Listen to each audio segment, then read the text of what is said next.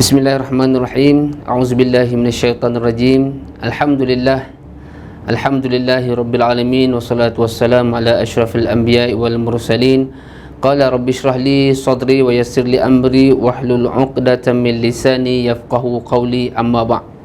Assalamualaikum, salam Ramadan Karim dan juga salam memburu Lailatul Qadar. InsyaAllah moga-moga kita dikurniakan pada Ramadan ini satu ganjaran atau peluang untuk kita menikmati tawaran yang dikurniakan oleh kita, oleh Allah Subhanahu Wa Taala kepada kita, iaitu malam Al-Qadar. InsyaAllah moga-moga kita dapat milikinya pada tahun ini, insyaAllah. Sebelum kita teruskan secara langsung pada petang ini, suka saya ingatkan kepada semua para penonton untuk tidak lupa sharekan kita punya siaran langsung ini, untuk sama-sama kita berkongsi maklumat dan juga saham pahala kita, insya-Allah. Kerana pada petang ini kita adakan satu ceramah yang ingin kita kongsikan, yang ingin kita cungkil, kita ambil ibrah daripada satu peristiwa besar yang berlaku dalam bulan Ramadan, insya-Allah. Jadi saya menyeru untuk sidang penonton muslimin muslimat yang dirahmati Allah sekalian, kita undang rahmat juga berkat daripada Allah Subhanahu Wa Taala di bulan penuh keberkatan, penuh kemuliaan ini. Saya langsung ini juga, ceramah ini juga, marilah sama-sama kita membaca umul kitab Al-Fatihah dan kita sedekahkan bacaan ini kepada saudara mara kita, sahabat handai kita yang telah pergi mendahului kita, dan juga insya-Allah sebagai pembuka kalam ceramah kita pada petang ini, insya-Allah. Al-Fatihah.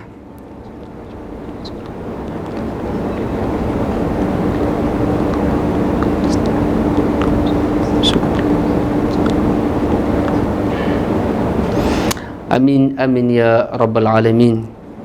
Yang dihormati lagi disegani, yang berhormat Datuk Seri Tuan Guru Haji Abdul Hadi bin Haji Awang, Duta Khas Malaysia Merangkap Ahli Parlimen Marang.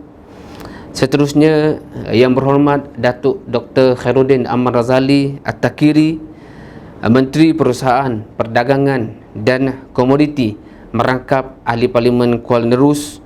Seterusnya Sahibul Fadilah yang berhormat Ustaz Muhammad Nur bin Hamzah, Pengurusi Jawatan Kuasa Pembangunan Modal Insan, Dakwah dan juga Penerangan Negeri Terengganu. Dan tidak dilupakan sidang penonton muslimin muslimat yang dirahmati Allah sekalian, walau di mana kita berada, insya-Allah. Hari ini telah masuk 26 Ramadan, masya-Allah. Bejang celik 26 Ramadan dah kita. Tinggal beberapa hari lagi Ramadan akan meninggalkan kita. Pun pada hari ini kita tidak lupa dan kita tidak semena-mena nak lepaskan Ramadan sebegitu sahaja. Marilah sama-sama kita lipat gandakan amalan kita dan segala perkara-perkara kebaikan yang pastinya ganjarannya, subhanallah, Allah Ta'ala janjikan kepada kita pelbagai ganjaran yang istimewa. Dan pada hari ini juga hadirin muslimin, selain daripada ganjaran yang ada di bulan Ramadan, keistimewaan yang ada di bulan Ramadan, pada petang ini kita ingin kongsikan juga kepada sidang penonton sekalian satu peristiwa besar yang berlaku di dalam bulan Ramadan. Bukan sahaja kita sebelum ni kita dengar nuzul Quran dan kita dengar perang Badar, pada hari ini juga kita ingin kongsikan satu peristiwa yang cukup besar yang memberikan satu pengorbanan yang kita kecapi sehingga hari ini, iaitu peristiwa Fathu Mekah. Jadi sebelum kita lanjutkan program kita pada petang ini, siaran ceramah kita pada petang ini, marilah sama-sama untuk kita share kepada sahabat handai kita, saudara mara kita, agar segala ibrah yang dicungkilkan, segala pengajaran yang dikongsikan kepada kita oleh para penceramah pada petang ini dapat kita sama-sama hayati, dapat sama-sama kita amalkan dan dapat sama-sama menjadikan satu motivasi untuk terus kita berjuang dalam mengejar redha Allah Subhanahu Wa Taala. Sidang penonton yang dirahmati Allah sekalian, suka untuk kita ucapkan tahniah kepada semua para penonton yang sehingga hari ini masih lagi mengekalkan atau solat tarawih walaupun di rumah. Masya-Allah. Ini antara yang disebut oleh yang berhormat Ustaz Muhammad Nur bin Hamzah, ujian PKP ini untuk kita mengislahkan diri kita, menginsafi diri kita, muhasabah diri kita, bagaimana keikhlasan kita. Di saat kita nak pergi ke masjid, hari ni kita ada uji untuk kita bersolat tarawih di rumah, bagaimana kita konsisten ataupun tidak. Walhal dalam masa yang sama tidak boleh ke mana-mana dah, tetapi peluang untuk kita mengabdikan diri kepada Allah Ta'ala, melipat gandakan amalan telah diberikan melalui PKPB ini. InsyaAllah sama-sama kita amalkan, sama-sama terus istiqamah untuk mendapatkan segala ganjaran yang ditawarkan oleh Allah Subhanahu Wa Taala. Saya tidak berhajat untuk bercakap panjang kerana kita ada 3 penceramah dan sambil-sambil kita tunggu waktu berbuka. Dan kaum muslimat juga buat persiapan untuk menyediakan juadah untuk para suami dan juga anak-anak. InsyaAllah sambil-sambil itu kita pakat dengar perkongsian daripada pada penceramah kita pada petang ini. InsyaAllah tanpa melengahkan masa, saya pihak majlis mempersilakan Al-Fadil yang berhormat Ustaz Muhammad Nur bin Hamzah untuk berkongsikan kepada kita apakah sebenarnya peristiwa Fathu Mekah ini, apa yang terkandung di dalam peristiwa yang cukup besar ini, untuk kita kongsikan, untuk kita muhasabah diri kita, bagaimana kita menjadi umat Islam yang sangat beruntung. InsyaAllah tanpa melengahkan masa, mari sama-sama kita mendengar ceramah yang akan disampaikan oleh Al-Fadhil Ustaz Muhammad Nur bin Hamzah. Silakan. Assalamualaikum warahmatullahi ta'ala wabarakatuh. Alhamdulillahil qail إذا جاء نصر الله والفتح ورأيت الناس يدخلون في دين الله أفواجا فسبح بحمد ربك واستغفره إنه كان توابا ونصلي ونسلم على رسوله الكريم wa ala alihi wa sahbihi ajma'in, amma ba'd. Yang dihormati lagi dikasihi pengusi ceramah Fathul Makkah kita, Ustaz Mukhtar Arifin. Yang berhormat Datuk Seri Tuan Guru Haji Abdul Hadi Awang, Duta Khas Kerajaan Malaysia yang juga ahli Parlimen Marang. Yang berhormat Datuk Khairuddin Aman Ghazali At-Takiri, Menteri Perusahaan Perladangan dan Komoditi. Seluruh para penonton muslimin dan muslimat yang saya hormati lagi saya kasihi sekalian.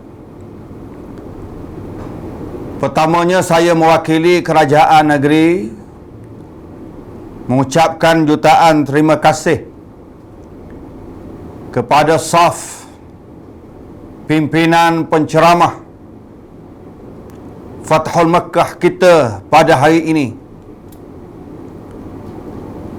yang sudi meluangkan masa bersama-sama dengan kita untuk mengajak seluruh umat Islam mengingati tentang satu peristiwa yang besar yang berlaku di zaman Nabi sallallahu alaihi wasallam. Saya juga mengucapkan jutaan terima kasih kepada semua para penonton dan sekalian netizen yang sudi untuk mendengar dan juga tidak lupa untuk share ceramah kita pada hari ini.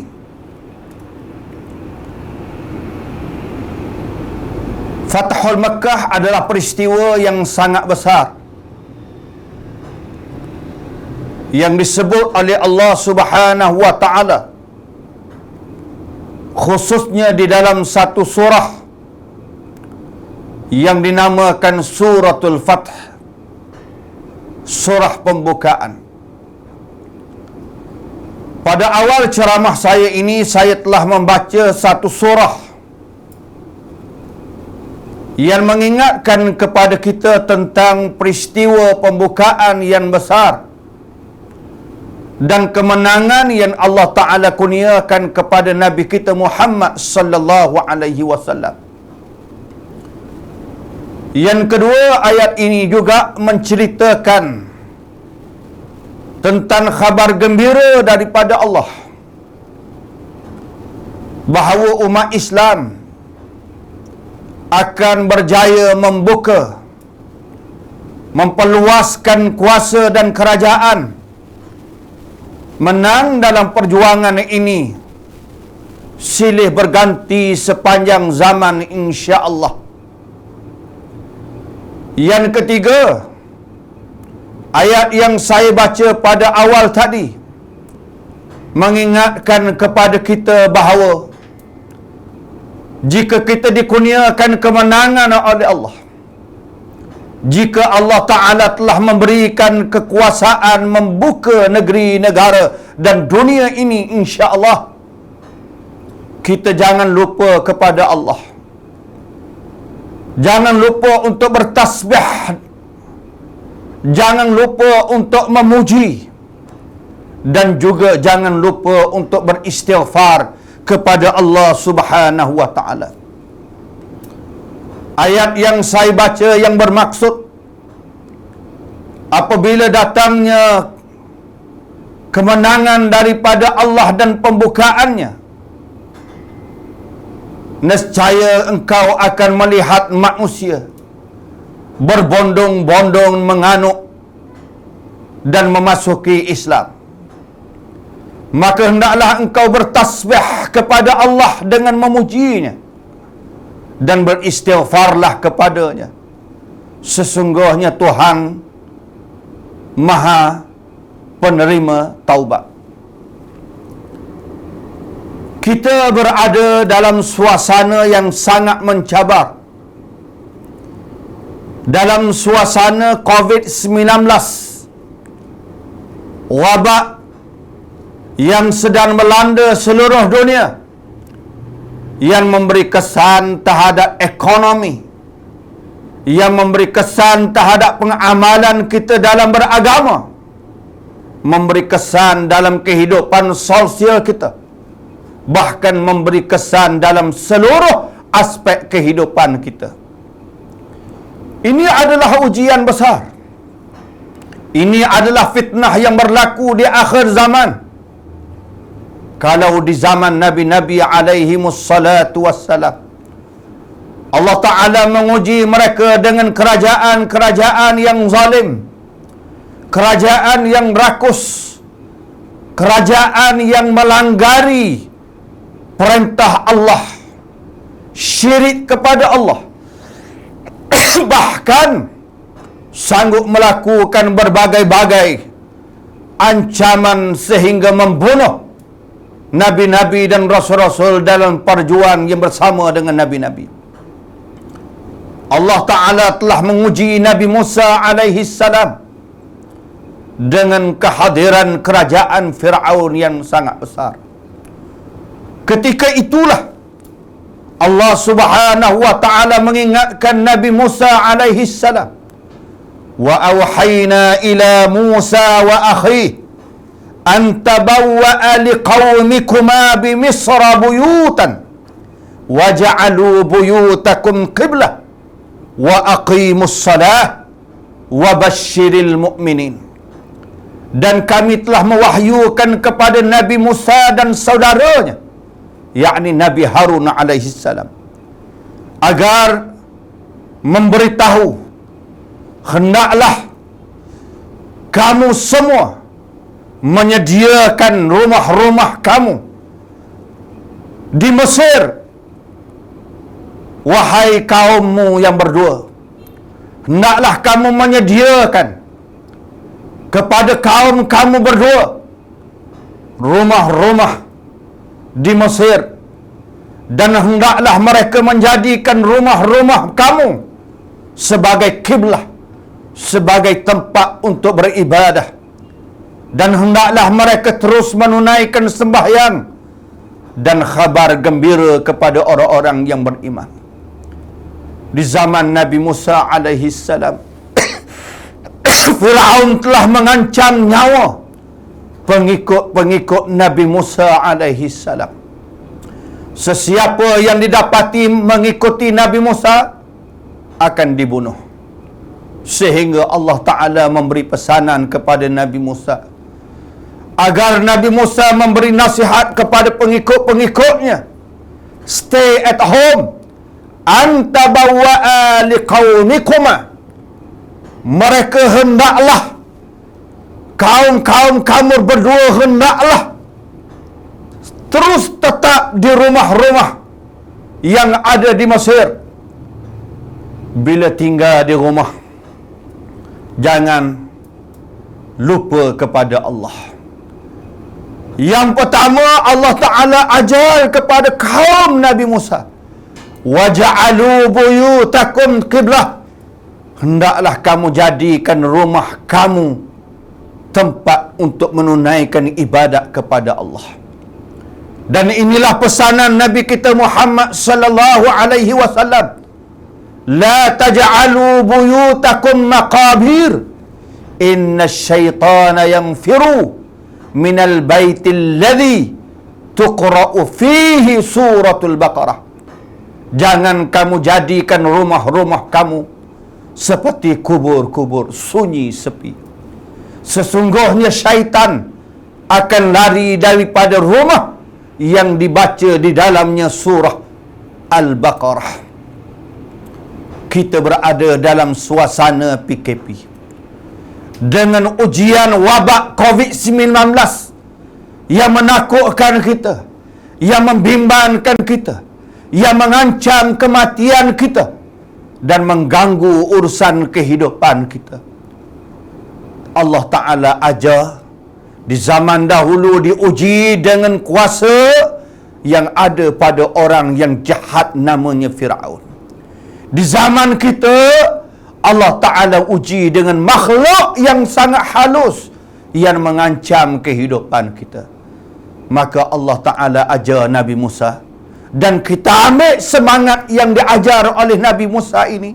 Jadikan rumah kamu tempat semayang. Jadikan rumah kamu tempat ibadat. Jadikan rumah kamu tempat mengingati Allah.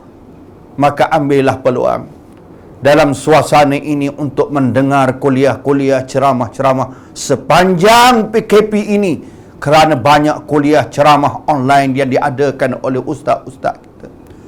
Yang kedua, wa aqimus salah. Hubungan kita mesti terus dengan Allah.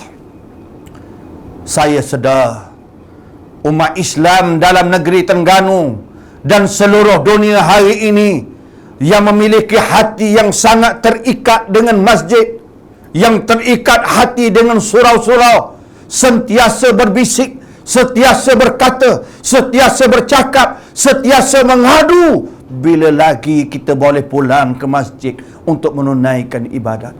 Bila lagi kita boleh mengimarahkan rumah-rumah Allah?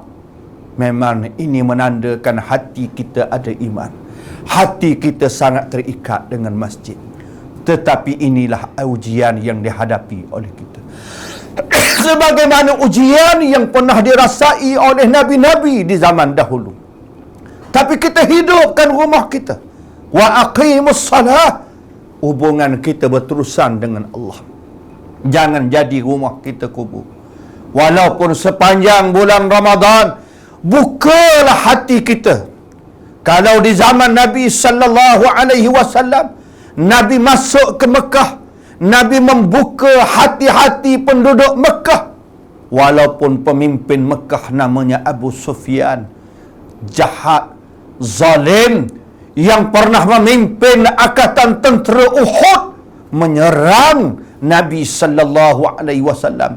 Tetapi dengan Al-Quran, dengan Islam, dengan dakwah, membuka hati penduduk Mekah sehingga Mekah menjadi tanah air yang mulia, yang dihuni oleh orang-orang yang mulia yang menghayati Al-Quranul Karim. Hidupkanlah Al-Quran di dalam rumah kita.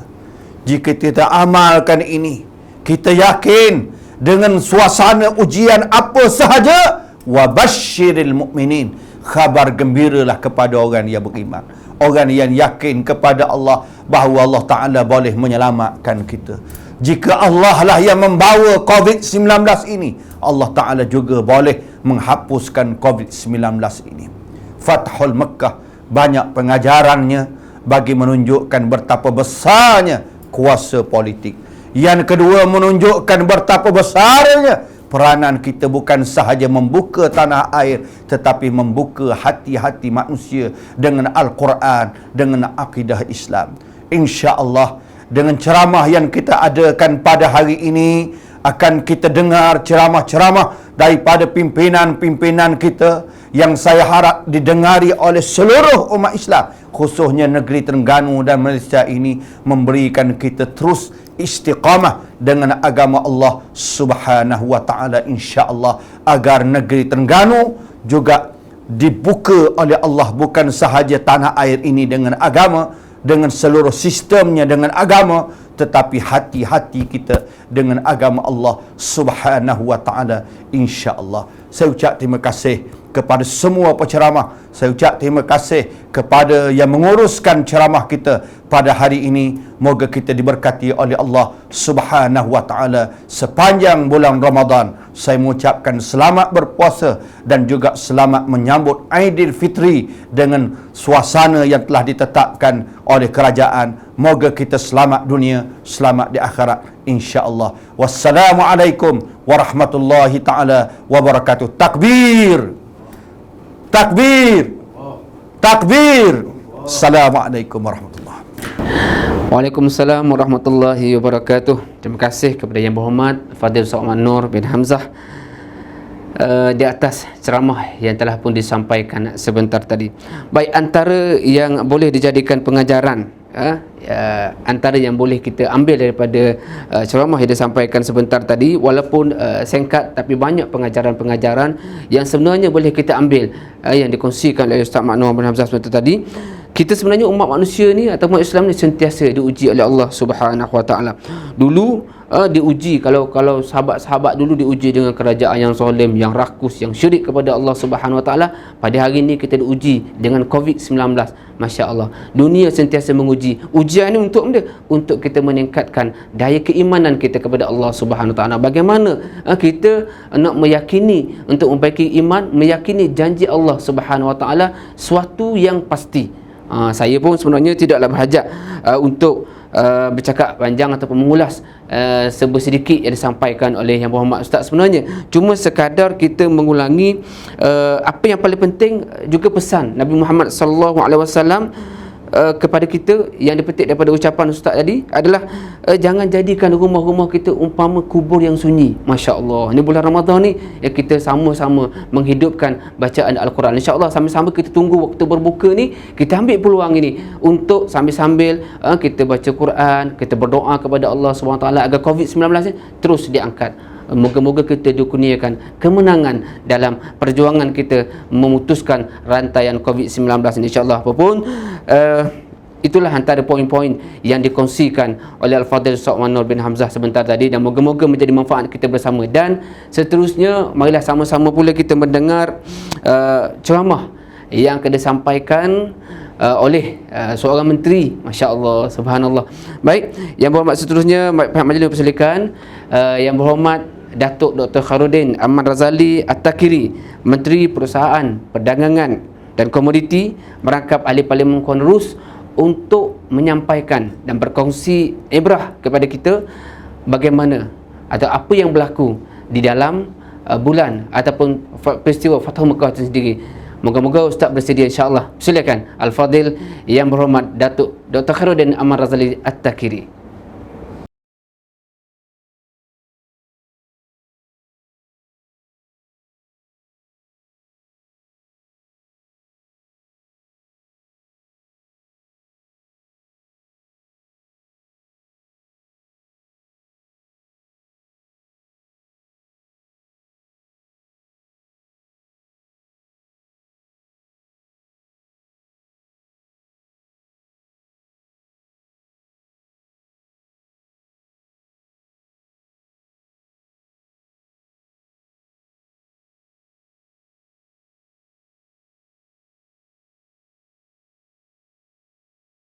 sampai masa untuk mereka kembali ke Makkah Al-Mukarramah untuk menunjukkan bahawa Islam telah semakin kuat, Islam semakin tersebar, dan Al-Madinah Al-Munawwarah bumi umat Islam telah menjadi bumi yang gagah dan perkasa sebagai sebuah negara. Tetapi apa yang berlaku ialah Allah Ta'ala belum memberi ruang janji Allah Subhanahu Wa Ta'ala untuk masuk ke Mekah itu berlangsung, iaitu berlakulah suatu yang namanya perjanjian damai Hudaibiyah. Maka Nabi SAW menerima perjanjian damai yang dianggap sebagai kontroversi oleh para sahabat Nabi SAW, kerana sebagian besar sahabat melihat bahawa tidak ada keuntungan menerusi perdamaian yang diterima Nabi SAW. Tetapi kerana wala kepada baginda sallallahu alaihi wasallam, dan akhirnya ditenangkan oleh baginda sallallahu alaihi wasallam, hikmah di sebalik apa yang baginda terima, barulah pada sahabat Nabi sallallahu alaihi wasallam bertenang hati. Hingga Allah Ta'ala sebut selepas sulh Hudaybiyah itu, inna fatahna laka fatham mubina, kami pasti buka untuk mereka satu pembukaan yang sangat nyata. Maka kata sahabat Nabi sallallahu alaihi wasallam, Fathun hu ya Rasulullah, adakah yang merujuk kepada pembukaan kata Mekah wahai Rasulullah? Ya, kata baginda sallallahu alaihi wasallam. Maka dari situlah kita lihat bermulanya episod yang kita katakan sebagai muqaddimah kepada pembukaan kata Mekah. Kalau kita melihat apa yang disebut daripada sahabat Nabi sallallahu alaihi wasallam, kata mereka, kebanyakan manusia menganggap fatahna, perkataan fatahna dalam ayat kita bacakan tadi merujuk kepada pembukaan kata Mekah. Bagi mereka tidak. Bagi mereka sulh Hudaybiyah menjadi pembukaan kepada pembukaan kata Makkah Al-Mukarramah, dengan maksud bahawa dengan sebab adanya sulh Hudaybiyah itulah akhirnya membawa kepada pembukaan kata Makkah. Macam yang berlangsung sulh Hudaybiyah, orang Islam diajar al-muslimuna ala syurutihim, orang Islam berdasarkan syarat mereka. Ini disebut oleh baginda sallallahu alaihi wasallam dikala menerima perjanjian ini bagi menyatakan bahawa al-muslimuna ala syuruti, orang Islam dia akan berpegang pada syarat yang dikenakan. Tetapi apa yang berlaku kemudian ialah selepas 2 tahun termenteranya perdamaian Hudaybiyah, orang-orang Quraisy melanggar perjanjian dengan Nabi sallallahu alaihi wasallam.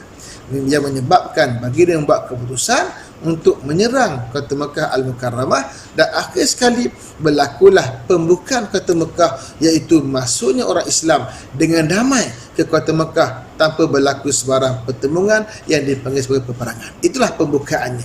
Maka saya menyatakan di sini bahawa pembukaan kota Mekah berlangsung sebagai hasil pelanggaran syarat oleh orang-orang Quraisy, menunjukkan kepada kita bahawa mereka yang tak beriman kepada Allah Subhanahu Wa Taala, yang asal memerangi Nabi sallallahu alaihi wasallam, mereka ini terdedah untuk melanggar perjanjian. Adapun orang-orang yang beriman kepada Allah, kerana mereka menepati ataupun mementerai sebarang perjanjian, mereka pegang pada kaedah al-muslimuna ala syurutihim, orang Islam pegang pada syarat-syarat selagi mana syarat itu tidak menghalalkan yang haram atau mengharamkan yang halal.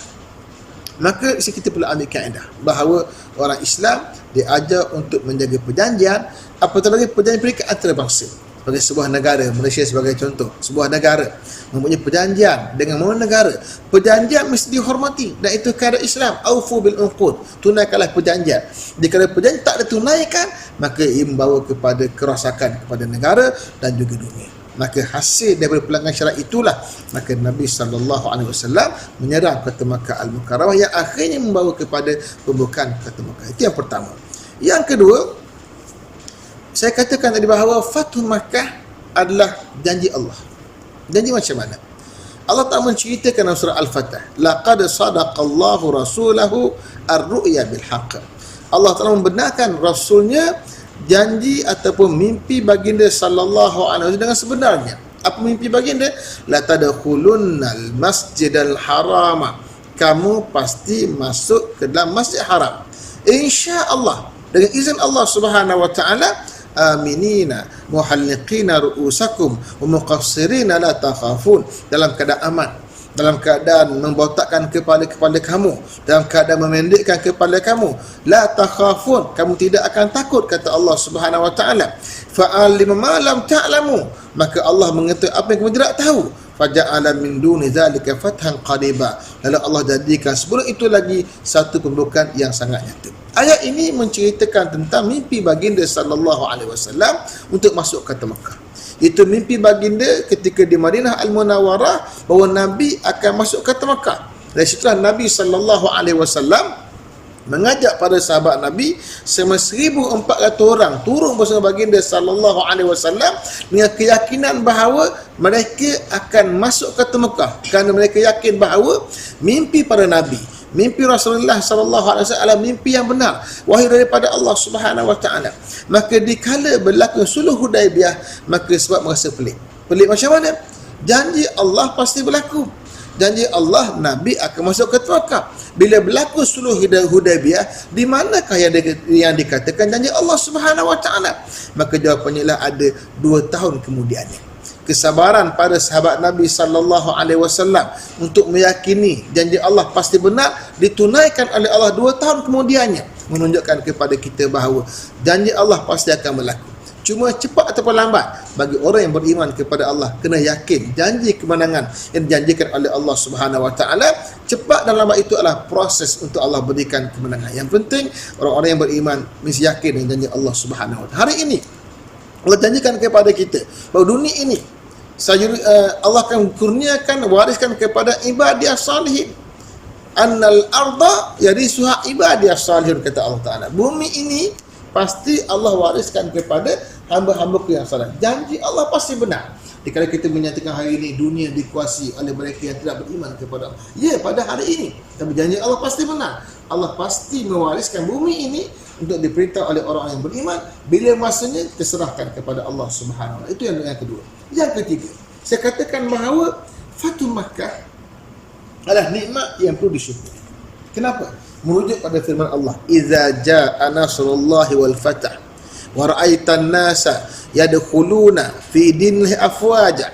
Kata Allah Subhanahu Wa Taala, bila datang bantuan daripada Allah dan pembukaan kota Mekah, dan kamu tengok manusia masuk ke dalam agama Allah berduyun-duyun, fasabbih, maka hendaklah kamu bertasbih bihamdi rabbik, dengan puji Tuhan kamu. Ayat ini menunjukkan kepada kita bahawa bila Allah kurniakan kemenangan, kurniakan pembukaan kota Mekah, dan Allah kurniakan nikmat manusia terima agama Allah berduyun-duyun, orang-orang Mekah terima Islam dengan cara damai, tanpa peperangan, maka jika Allah berikan nikmat kemenangan pembukaan kota Mekah, Allah beri nikmat pembukaan hati manusia beriman dengan Allah Subhanahu Wa Taala, maka di kala itu kewajipan orang-orang yang berjuang ialah fasabbih, bertasbihlah kamu. Tasbih ditafsirkan oleh ulama dengan maksud merujuk kepada salat yang ditunaikan oleh baginda sallallahu alaihi wasallam, salat sunat yang ditunaikan sebagai tanda syukur atas pembukaan kota Mekah. Fasabbih, bertasbih kepada Allah Subhanahu Wa Taala, puji Allah Subhanahu Wa Taala, kerana salat itu mengandungi pujian-pujian. Wastaghfirhu, kena minta ampun kepada Allah. Jika Allah berikan nikmat yang besar, beroleh sebuah negara baru yang namanya Makkah Al-Mukarramah, maka kewajipan orang yang beriman yang dikurniakan kerajaan baru, negara baru, pemerintahan baru ialah beristighfar kepada Allah. Kurniakan kita nikmat kemenangan, kita berjuang untuk mendapat nikmat kemenangan, kita mungkin melakukan kesilapan-kesilapan yang tak dikehendaki oleh Allah Subhanahu Wa Taala. Itu yang keempat. Yang terakhir, itu yang ketiga. Yang keempat ialah bahawa pembukaan kota Mekah ialah penanda tugasan Nabi sallallahu alaihi wasallam semakin telah hampir disempurnakan. Dalam satu cerita menarik, Umar Ibn Khattab pernah memasukkan seorang sahabat kecil, iaitu Abdullah Ibn Abbas, bersama dengan para sahabat yang besar, mereka-mereka yang hadir perang Badar. Menyebabkan sebahagian pada sahabat merasa lain macam, kenapa dia masukkan anak kecil ini bersama dengan kami dalam kalangan orang-orang besar, kalangan sahabat Nabi sallallahu alaihi wasallam. Tapi Umar ingin menunjukkan betapa anak muda yang namanya Ibn Abbas ini seorang yang bijak. Lalu beliau meminta Ibn Abbas mentafsirkan firman Allah yang kita bacakan tadi, "Idza jaa nasrullahi wal fath." Apa tafsirannya? Sebelumnya Umar bertanya pada sahabat, apa tafsiran kamu terhadap firman Allah "Idza jaa nasrullah" sampai akhir ayat? Kata mereka, maksudnya bila Allah berikan kemenangan, berikan pembukaan kota Mekah, maka menjadi kewajipan kita untuk bersyukur dengan nikmat Allah dengan bertasbih kepada Allah Subhanahu Wa Taala. Itu tafsirannya. Lalu kata Umar, adakah itu tafsiran kamu juga wahai Ibn Abbas? Lalu kata Ibn Abbas, "Iza jaa nasrullah wal fath." Bila datang bantuan daripada Allah dan pembukaan kota Mekah, wa ra'aitan nasa yadkhuluna fi dinillahi afwaja, kamu lihat manusia masuk dalam agama Allah secara berduyun, fadzalika alamatu ajali Rasulullah sallallahu alaihi wasallam, maka itulah tanda ajal baginda sallallahu alaihi wasallam. Maknanya apa? Sekiranya ajal dah tiba, berarti Nabi telah hampir menyempurnakan tugasan baginda membina negara di mana al-munawwarah akhir selesai.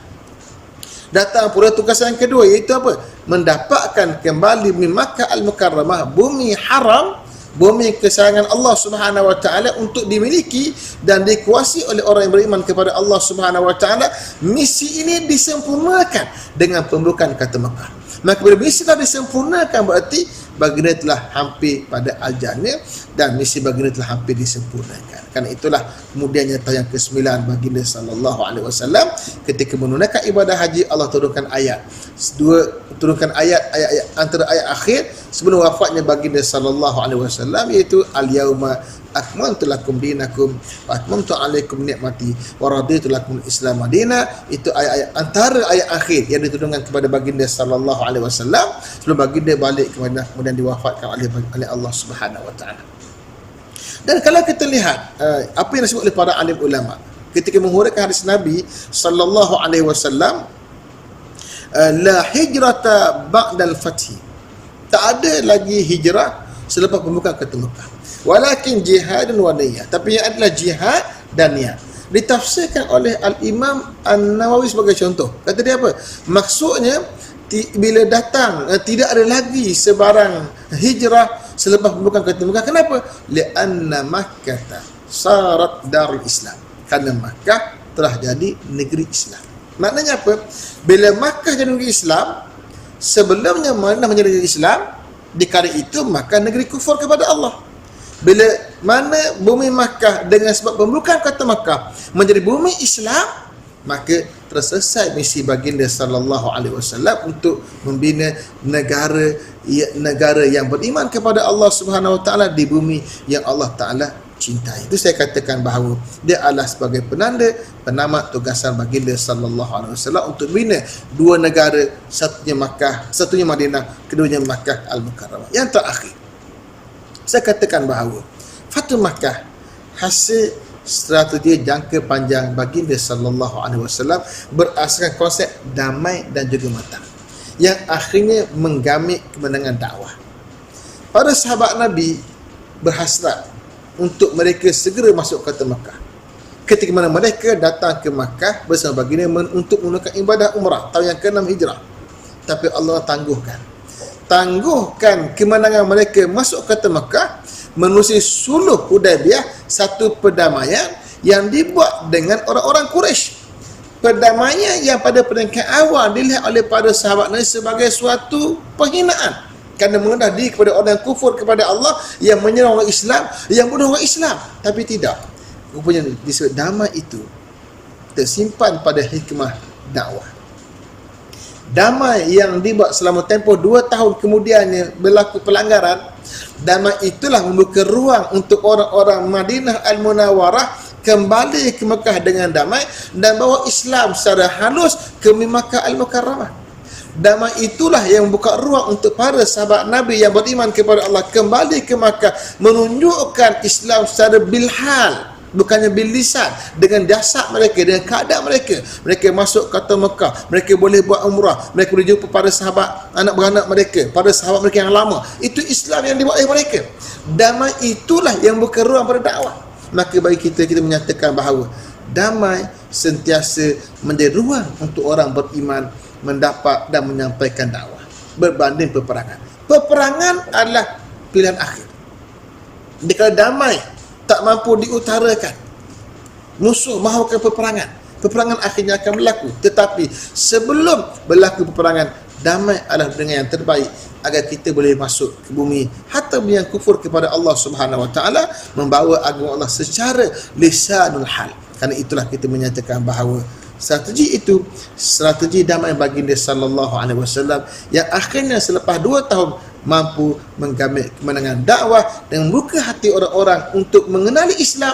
Bila boleh sampai ke Mekah tanpa perang, orang yang melihat Islam 2 tahun selama ini, mereka melihat anak beranak mereka Islam, mereka akan terpikat dengan Islam dan boleh terima dakwah baginda, menerima kedatangan baginda, membuka kata Makkah Al-Mukarramah. Kerana itu saya menyatakan bahawa ini adalah suatu strategi baginda, strategi yang damai dan matang yang akan mengkamit kemenangan dakwah. Inilah sebahagian yang boleh kita bincang berkaitan dengan Fathu Makkah. Maka Allah berikan kerahmatan kepada kita dan keberkatan sepanjang Ramadan. Aku qali hadza wa astaghfirullahal azim li wa lakum. Wassalamualaikum warahmatullahi taala wabarakatuh.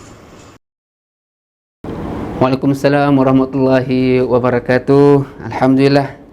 Jazakallah khair diucapkan kepada Yang Berhormat Datuk Dr. Khairuddin Ahmad Razali At-Takiri di atas ucapan ataupun ceramah yang disampaikan kepada kita sebentar tadi. Semoga kita terus suburkan kata semangat perjuangan umat terdahulu untuk terus menjaga Islam dan seterusnya mengharmonikan ataupun menyuburkan dunia ini dengan Islam ataupun keindahan Islam yang ada. Sebenarnya umat Islam ini tak perlu pun kita nak sampai ceramah panjang-panjang. Sebenarnya cukup kita pakai apa yang akhlak yang disebut sebagai akhlak Islam itu kepada tubuh badan kita, insya-Allah menjadi satu daya tarikan untuk menarik orang bukan Islam mengenali Islam dan juga orang yang baru kenal Islam untuk lebih mendekati Islam, insya-Allah. Saya sebagaimana sebelum Yang Berhormat Datuk tadi, kita pun tidak berhajat untuk bercakap panjang kerana saya pasti dan saya cukup yakin sebenarnya para sidang penonton muslimin muslimat yang dirahmati Allah sekalian tak sabar untuk mendengar dan juga mengutip mutiara ilmu yang bakal dikongsikan oleh penceramah selepas pada ini, insya-Allah. Apapun, saya sekali lagi berharap untuk kita teruskan share kita punya secara langsung ini. Moga-moga apa sahaja yang bermanfaat dalam siri ceramah Fathu Makkah ini dapat kita kongsikan, bukan sahaja kita, bahkan semua sahabat handai kita, insya-Allah. Kerana saya yakin dan pasti pada musim ini PKP ini gadget tak terlepas di tangan kita, insya-Allah. Jadi kita manfaatkan sebanyak mungkin gadget juga peluang yang ada ini untuk kita mengaut sebanyak mungkin ilmu yang bermanfaat untuk kita memperbaiki diri kita, dan akhirnya Ramadan akan berlalu, hari raya bakal menjema yang disebut Aidil Fitri, yang akhirnya mengembalikan diri kita kepada fitrah yang sebenar-benar manusia, insya-Allah, yang menjadi teladan yang terbaik, insya-Allah. Muslimin muslimat, saya penonton yang dirahmati Allah sekalian, apa tak sabar dah tu. Tak. Tapi insya-Allah kita tidak ingin memanjangkan kalam. Dengan ini pihak majlis mempersilakan Yang Berhormat Al-Fadil Datuk Seri Tuan Guru Haji Abdul Hadi bin Haji Awang, Duta Khas Malaysia Merangkap Ahli Parlimen Marang, untuk menyampaikan dan juga berkongsi kepada kita keindahan dan juga apa yang terindah di dalam peristiwa Fathul Makkah. Falyatafaddal mashkura. Assalamualaikum warahmatullahi wabarakatuh. Alhamdulillahilladzi arsala rasulahu bil huda wa dinil haqq lidhhirahu 'ala ad-din kullih walau karahal musyrikun. Asyhadu an la ilaha illallah wahdahu la syarika lah. Lahul mulku wa lahul hamdu wa huwa 'ala kulli syai'in qadir. Wa asyhadu anna Muhammadan 'abduhu wa rasuluh. Al-badrud duja was-sirajul munir. Wassalatu wassalamu ala Rasulillah wa ala alihi wa sahbihi wa man tabi'ahu wa nasarahu wa walah, amma ba'd. Muslimin muslimat yang dirahmati sekalian, marilah sama-sama kita memperingati peristiwa Fathu Makkah ataupun membebaskan Mekah daripada jahiliyah yang berlaku pada 20 Ramadan tahun ke-8 Hijrah, yang menjadi titik tolak yang penting kepada kekuatan Islam. yang bertapak di Melayu Arab. Apabila selepasnya berduyun-duyun kabilah Arab datang menganut agama Islam.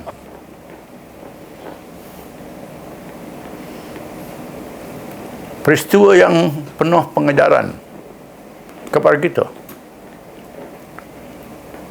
Bagaimana pendekatan konsep memulakan perdamaian dalam hubungan kaum dan antarabangsa yang dibawa oleh Islam memberi kekuatan untuk membebaskan Mekah daripada jahiliah.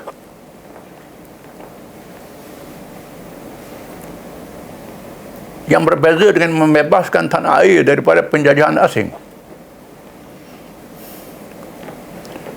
Walaupun sebahagian besar semenanjung Arab di masa itu ditakluk oleh penjajah Parsi dan Rom. Namun Nabi SAW memulakan perjuangan membebaskan bangsanya sendiri daripada jahiliah. Membebaskan tanah airnya sendiri, Makkah, daripada jahiliah, kaum bangsa dan keluarganya sendiri. Kerana mesej Islam itu untuk seluruh manusia di seluruh dunia, bukan untuk bangsa Arab saja.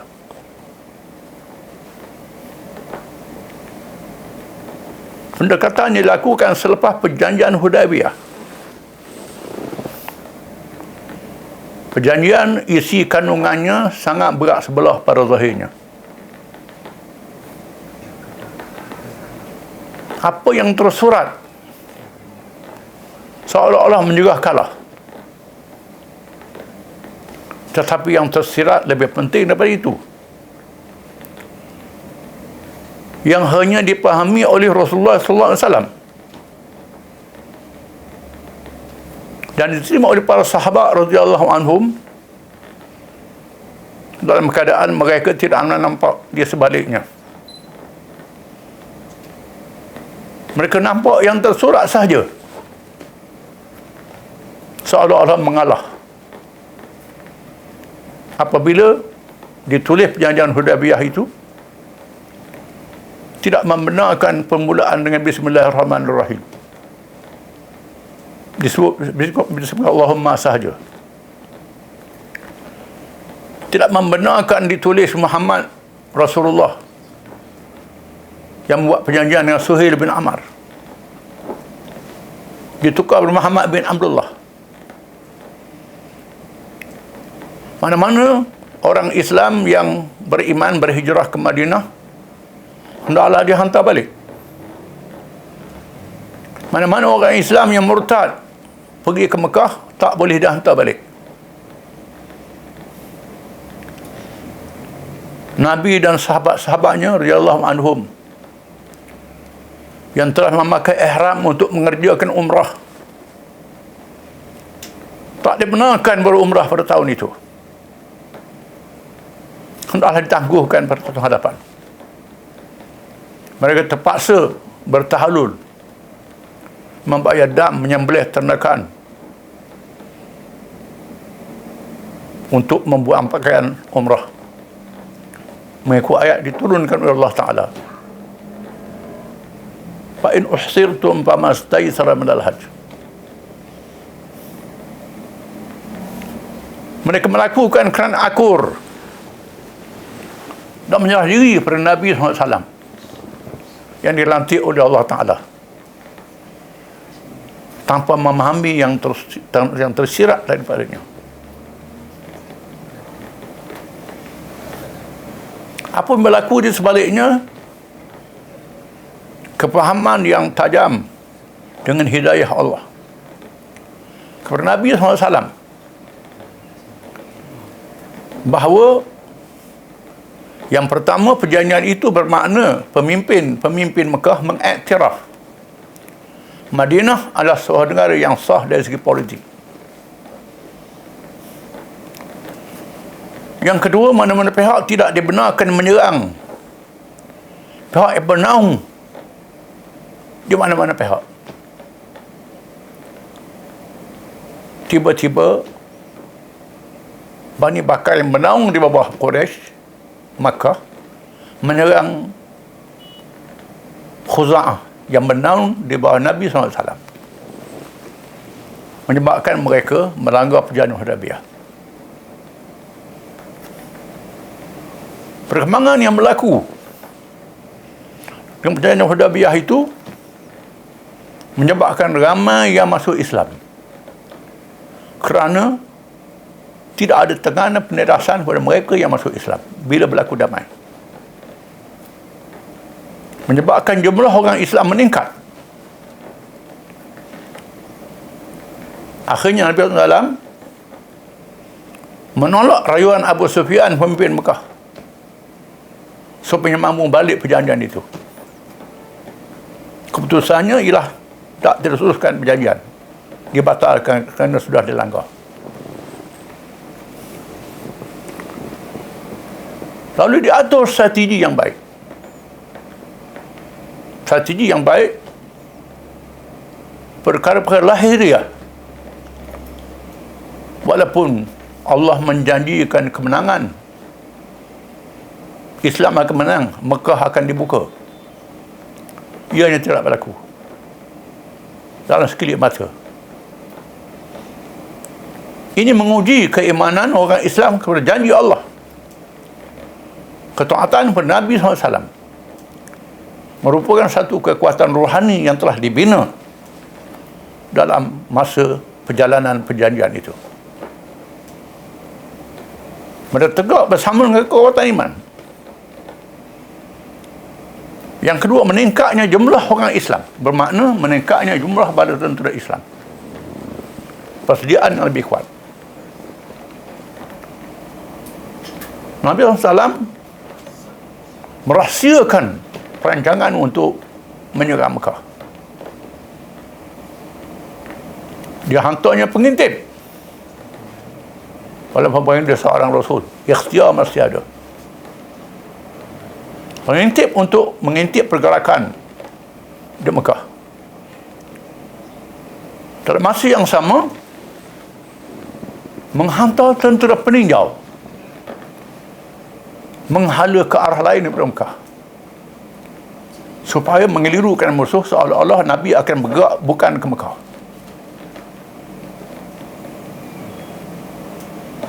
Apabila terdapat ada kalangan yang cuba nak membocorkan maklumat dengan para sahabat radhiyallahu anhum yang lemah imannya, dengan menghantar surat kepada pemimpin Mekah melalui seorang wanita, seorang perempuan. Allah memaklumkan kepada Nabi SAW. Lalu Nabi memerintah Sayyidina Ali dan Az-Zubair radhiyallahu anhuma supaya mengejar perempuan ini satu tempat yang diberitahu oleh Nabi, diberitahu oleh Allah.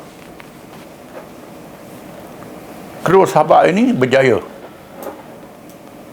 menahan wanita itu dan mendesak supaya diserahkan surat.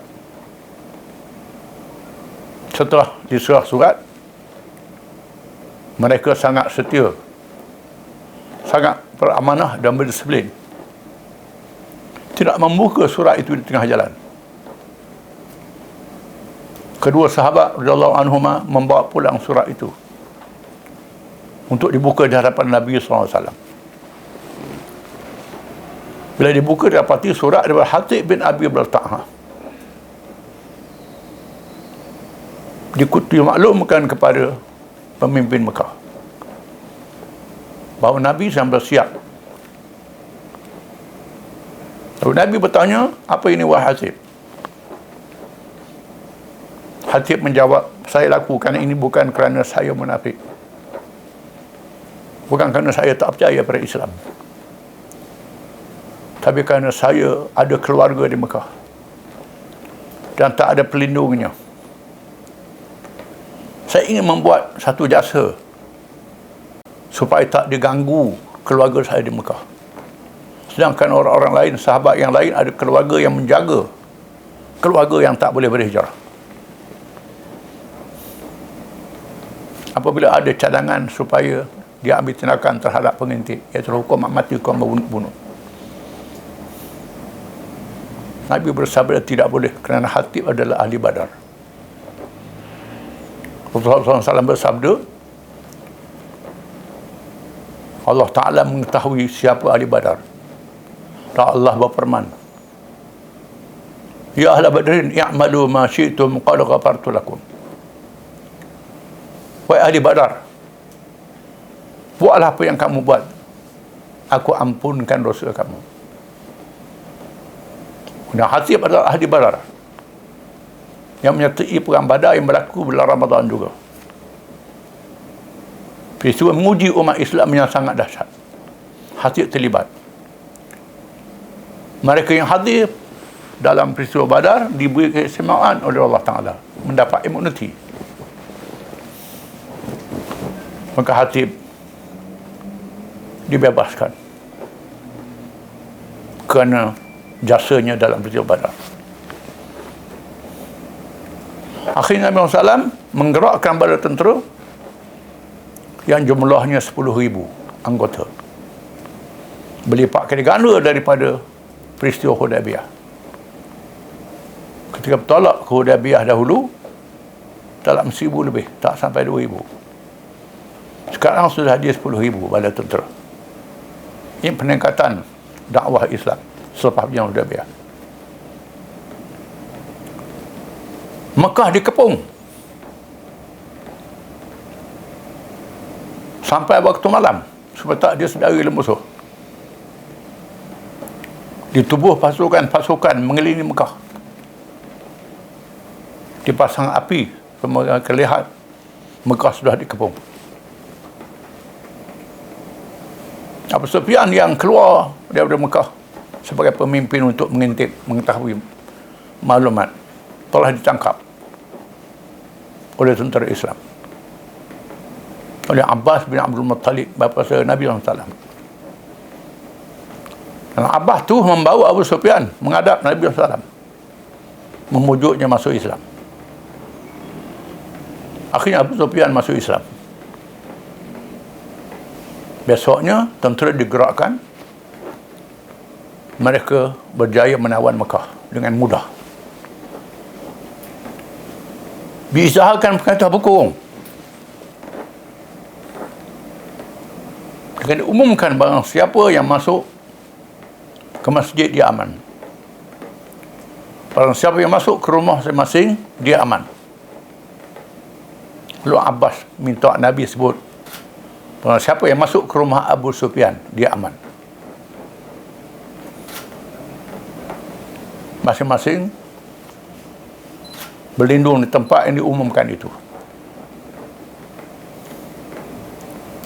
Di mana slogan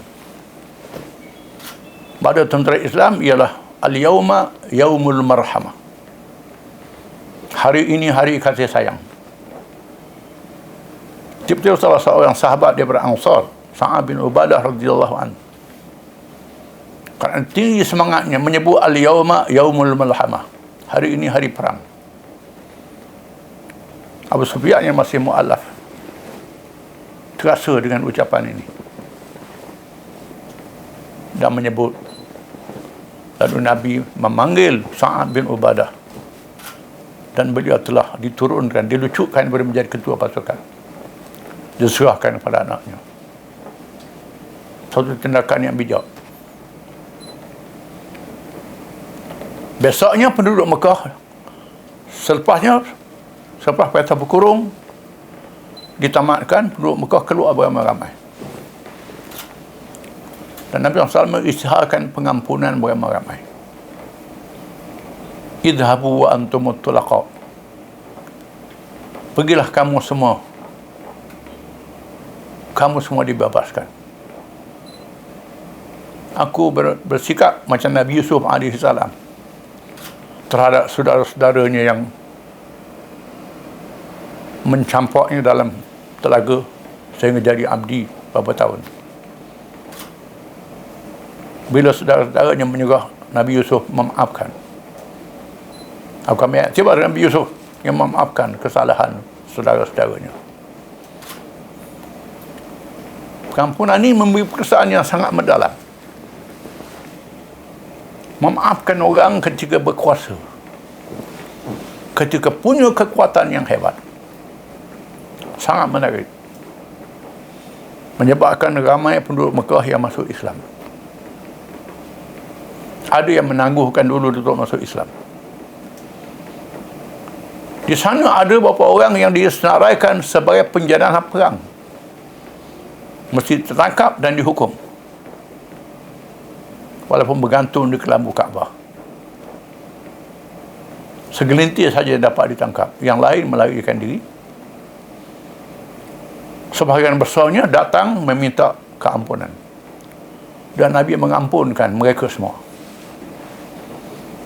Satu tindakan yang sangat menarik untuk jadi pengajaran kepada umat Islam bila berkuasa, bila memerintah. Tunjukkan kebaikan Islam, keadilan Islam, boleh menarik orang kepada Islam. Kerana mesej kita untuk mengajak manusia kepada Islam, mengajak manusia yang tak masuk Islam supaya berdamai dengan Islam. Islam adalah terbuka. Mengajak orang masuk Islam dengan tidak ada paksaan. Yang kedua, tidak bertindak sewenang-wenang. Memberi kebebasan kepada siapa sahaja yang sanggup bersedia berada di bawah kerajaan Islam. Islam boleh memberi layanan yang adil dan sebaik. Bila orang melihat kebaikan Islam itu, nak masuk Islam terpulang pada hati masing-masing. Fatah Makkah memberi pengajaran yang sangat banyak kepada umat Islam yang meneruskan risalah Islam selepas wafatnya Nabi sallallahu alaihi wasallam. Kerana risalah Islam ini tidak tamat dengan kewafatan Nabi sallallahu alaihi wasallam. Disambung oleh umat Muhammad sehingga hari kiamat. Umat Muhammad bertanggungjawab bukan sahaja untuk Islam diri masing-masing, mesti tunjukkan kebaikan Islam kepada orang, bukan dengan cakap saja untuk berdakwah. Kita saksikan bagaimana bila Islam sudah memerintah, menyebabkan orang akan melihat Islam secara praktikal, menerima Islam secara redha. Di sinilah rahsia mengapa setiap wilayah yang dimasuki oleh Islam tidak menjajah. Islam menyebut al-futuhatul islamiyah, pembukaan Islam di negeri lain, bukannya penaklukan Islam. Berbeza dengan penjajah asing yang datang ke negeri lain. Semua negeri seperti Jalan Sutera di Asia Tengah, bila orang Islam masuk, bukan dengan cara perang, termasuk dengan cara perdagangan di Asia Tenggara sebagai contoh, bila orang Islam masuk, menunjukkan sifat-sifat Islam yang sebenar, menyebabkan manusia boleh terima Islam dengan cara beramai-ramai. Sebenarnya musuh-musuh Islam yang membawa agenda Islamophobia pada hari ini tidak boleh mendedahkan keburukan Islam melalui ajaran-ajarannya. Semua ajaran Islam adalah baik dan benar daripada Allah Ta'ala, petunjuk daripada Allah Ta'ala, tak boleh dinafikan. Tetapi kerana hasad dan dengki mereka, kalangan ahli kitab yang tahu Islam itu tak mengikut kebenaran, dan kerana bermusuh secara sesat dan membabi buta, mereka melawan Islam, melemparkan tuduhan yang tak benar. Ada menjadi tanggungjawab kepada umat Islam pada hari ini untuk menghadapi tentangan ini semua, dakwah ini semua, dengan membuktikan Islam itu adalah baik, bukan sahaja dengan ucapan, dengan tulisan, termasuk dengan amalan umat Islam sendiri. Mudah-mudahan peristiwa Fatu Makkah menjadi ingatan yang diambil iktibar oleh kita semua. Cukup sekadar itu. Wabillahi taufiq wal hidayah. Wassalamualaikum warahmatullahi wabarakatuh. Waalaikumsalam warahmatullahi wabarakatuh. Jazakallah khairal jaza diucapkan kepada Yang Berhormat Datuk Seri Tuan Guru Haji Abdul Hadi bin Haji Awang di atas kesudian bersama kita dan berkongsi kepada kita pada petang ini berkaitan dengan peristiwa yang berlaku dalam bulan Ramadan, iaitu Fathu Makkah. Moga-moga segala yang dikongsikan oleh Yang Berhormat Datuk Seri Tuan Guru kepada kita sebentar tadi menjadikan kita sebagai umat yang kuat dan akhirnya menjadi orang yang insya-Allah menampilkan akhlak yang terbaik dan menatijahkan suatu keharmonian dan juga kesejahteraan kepada bumi Terengganu dan juga Malaysia, amin insya-Allah. Dan juga tidak lupa untuk saya ucapkan juga terima kasih kepada semua para penceramah pada petang ini, dan semoga dapat kita ambil sebanyak yang mungkin ibrah atau pengajaran yang telah dikongsikan oleh semua pada penceramah-penceramah yang kita undang untuk bersiar langsung pada petang ini insya-Allah. Kita umat Islam ini sentiasa diuji. Semua penceramah-penceramah menyebut kita umat Islam memang tak lari daripada ujian. Yakin dan terus yakin akan janji Allah Subhanahu Wa Taala, innallaha la tukhliful mi'ad. Yakin insya-Allah Allah Subhanahu Wa Taala itu tidak pernah memungkiri janji. Bagaimana perlu kita sebagai umat Islam sebalik menggapai janji Allah yang dikongsikan oleh Yang Berhormat Datuk Seri Tuan Guru sebentar tadi adalah perlu juga untuk kita berusaha. Sebagaimana hari ini COVID-19, jangan pandang ringan. Walaupun kita kebergantungan kita kepada Allah Subhanahu Wa Taala, perlu juga ada ikhtiar di sana sebagaimana berlaku Yang Berhormat Datuk Seri sebut sebentar tadi, Tuan Guru menyebut sebentar tadi, bagaimana Nabi SAW juga mengatur strategi untuk mendapat suatu kejayaan yang akhirnya menatijahkan peristiwa Fathu Makkah yang sehingga hari ini menjadi satu sejarah yang gemilang untuk kita umat Islam. Dan yang paling menarik juga dalam poin Datuk Seri Tuan Guru sebentar tadi adalah memaafkan di saat kita berkuasa, yang disebut oleh para ulama ataupun kata para ulama, memaafkan saat mampu membalas. Ini kita di saat Nabi berjaya menakluki kota Mekah, tetapi Nabi memberi kemaafan. Ini antara akhlak yang ditunjukkan oleh Rasulullah sallallahu alaihi wasallam. Masya-Allah. Dan sama-sama kita pamerkan segala keindahan Islam, dan ini sebenarnya Islam sebenarnya. Jadi mari sama-sama kita pada bulan yang penuh kemuliaan ini, penuh dengan keberkatan ini, kita doa kepada Allah Subhanahu Wa Taala agar dimiliki kepada kita, dianugerahkan kepada kita satu keredaan daripada Allah Subhanahu Wa Taala dalam kehidupan seharian kita, dan insya-Allah pasti dan sungguh pasti insya-Allah menatijahkan suatu keberkatan dalam kehidupan kita insya-Allah. Moga-moga segala perkongsian yang diberikan oleh semua pada penceramah sebentar tadi akan menjadi satu motivasi untuk kita terus menjadi ummah yang gemilang, yang terus melakar sejarah, yang terus membawa Islam di puncak dan terus dihormati oleh umat dunia sejagat insya-Allah. Untuk akhirnya majlis merakamkan sekali lagi ucapan jazakumullah khairul jaza kepada semua pada penceramah. Yang Berhormat Datuk Seri Tuan Guru Haji Abdul Hadi bin Haji Awang, Duta Malaysia, Duta Khas Malaysia, juga merangkap Ahli Parlimen Marang. Seterusnya Yang Berhormat Datuk Dr. Khairuddin Ahmad Razali At-Takiri, Menteri Perusahaan, Perdagangan dan Komoditi, merangkap Ahli Parlimen Kuala Nerus. Dan juga Al-Fadil Yang Berhormat Ustaz Omar Noor bin Hamzah, Pengerusi Jawatan Kuasa Pembangunan Modal Insan, Dakwah dan juga Penerangan Negeri Terengganu. Dan tidak lupakan sedang penonton muslimin muslimat yang dirahmati Allah sekalian. Sekejap saja lagi kita akan berbuka puasa insya-Allah. Jadi marilah sama-sama sekali lagi saya ingatkan untuk kita sama-sama kita grab peluang ini, peluang yang diberikan oleh Allah Subhanahu Wa Taala.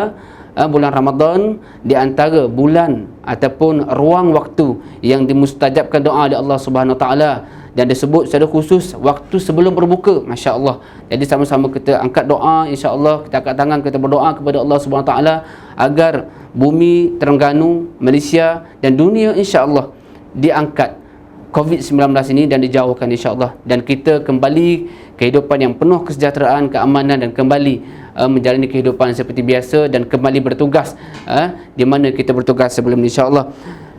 Saya mewakili tim TV Darul Iman merakamkan ucapan terima kasih kepada semua yang terlibat dan juga semua pada penonton yang kekal hingga ke akhir majlis program ceramah kita, ceramah Fathul Mekah pada petang ini insya-Allah. Yang baik daripada Allah SWT, yang kurang lemah daripada kelemahan diri kami sendiri insya-Allah. Moga-moga segala ibrah yang dikongsikan dapat menjadikan kita insan yang bertuah, yang memiliki redha Allah Subhanahu wa taala. Insya-Allah moga-moga Ramadan ini Ramadan terbaik untuk kita insya-Allah. Terus berada di rumah, kekal berada di rumah, dan insya-Allah jika ingin keluar pastikan kita mematuhi SOP yang digariskan ataupun dibekalkan oleh kementerian insya-Allah. Sehingga kita jumpa lagi. Assalamualaikum warahmatullahi wabarakatuh. Teruskan menjadi TV Darul Iman, sumber informasi anda dan juga pastinya rasmi dan juga tepat daripada kerajaan negeri insya-Allah. Assalamualaikum warahmatullahi wabarakatuh. Sekali lagi.